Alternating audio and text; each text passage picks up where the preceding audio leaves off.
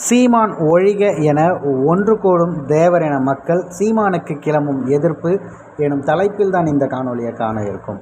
பசும் பொண்ணுக்கு சீமான் வரக்கூடாது அப்படின்னு சொல்லிட்டு ஒரு சில இயக்கங்கள் பேசும்போது அது ஒரு பெரிதளவு ஒரு விடயமாக பார்க்கப்படவில்லை. ஆனால் தொடர்ச்சியாக இதை நம்ம முன்னிறுத்தியே ஆகணும்னு சொல்லிட்டு ஒரு கூட்டத்தை ஒன்று சேர்த்து அவர்கள் இதே வேலையை தொடர்ச்சியாக செய்துக்கிட்டு இருக்காங்க. நாம் தமிழர் கட்சியை சார்ந்த பல ஆதரவாளர்களும் எதற்காக இப்படி நீங்கள் சொல்கிறீங்க, எந்த ஒரு இடத்துலையும் சீமான் அவர்கள் தேவரையாவை விட்டு கொடுத்து பேசி நம்ம பார்த்ததே இல்லையே அப்படிங்கிற ஒரு கேள்வி எழுப்பும்போது ஒன்றுமே பதில் பேசுறது கிடையாது. நேரடியாக அவர்கள் சீமானை எதிர்ப்பது மட்டுமே அவர்கள் நோக்கமாக இருக்கத்தான் எதற்காக இப்படி செய்கிறாள்னு பார்க்கும்போது இப்போ நீங்கள் பார்த்துட்ருக்கீங்களா, இந்த படம் பார்த்தா உங்களுக்கு புரிஞ்சிருக்கும். இவர் தான் பார்த்திங்கன்னா சீமானை பசும்பொண்ணுக்கு வரக்கூடாது அப்படிங்கிற மாதிரி பேசின ஒரு நபர்.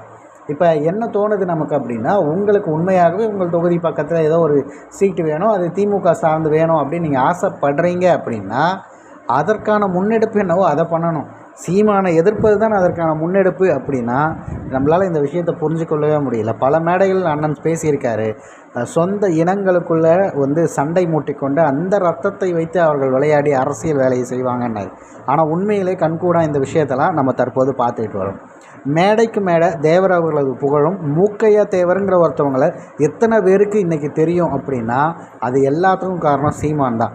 இன்றைக்கி மற்ற தலைவர்கள்லாம் அவரை பற்றி பேசுகிறாங்க அப்படின்னா அதை அவங்க பேசுகிற பேசுபொருளாக மாற்று அளவுக்கு மேடைகளில் பேசினது சீமான் தான். இதில் யாருமே மாற்று கருத்து சொல்ல முடியாது.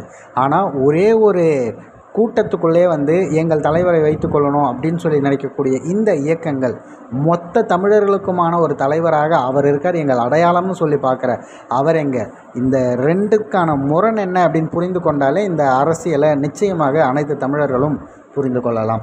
சீமானவர்களை வன்மையாக கண்டிக்கும் இந்த தேவர் பேரவை, அப்புறம் பிஎம்டி மீடியா அவர்கள் மக்கள் நலன் சார்ந்த உறவுகள் அப்படின்லாம் பேசுகிற இவங்க எந்த அளவிற்கு தேவரை தமிழ்நாடு முழுக்க கொண்டு சேர்த்துருக்காங்க அப்படிங்கிற ஒரே ஒரு கேள்வியை மட்டும் முன்வைப்போம். ஆனால் நாம் தமிழர் கட்சி சீமான் அவர்கள் எந்த அளவுக்கு சேர்த்திருக்காருன்னு ஒரே ஒரு எக்ஸாம்பிள் சொல்லணும் அப்படின்னா, நாம் தமிழர் கட்சியில் மாற்று சாதியினர், அதாவது தேவர் இனத்தை சார்ந்த மாற்று சாதியினர்லாம் எக்கச்சக்க பேர் இருக்காங்க. ஆனால் எல்லாருமே தேவரை மதிக்கிறவங்க, அவர்கள் எந்த சாதியாக இருந்தாலும் கூட. அந்த மாதிரி ஏதாவது ஒரே ஒரு மாற்று விடயங்களை இந்த இயக்கங்கள் செய்திருக்கிறதா அப்படிங்கிற ஒரு கேள்வியோடு இந்த காணொலியை நிறைவு செய்கிறேன். உங்கள் கருத்துக்களை கமெண்ட் பாக்ஸில் பதிவு பண்ணியிருக்கேன்.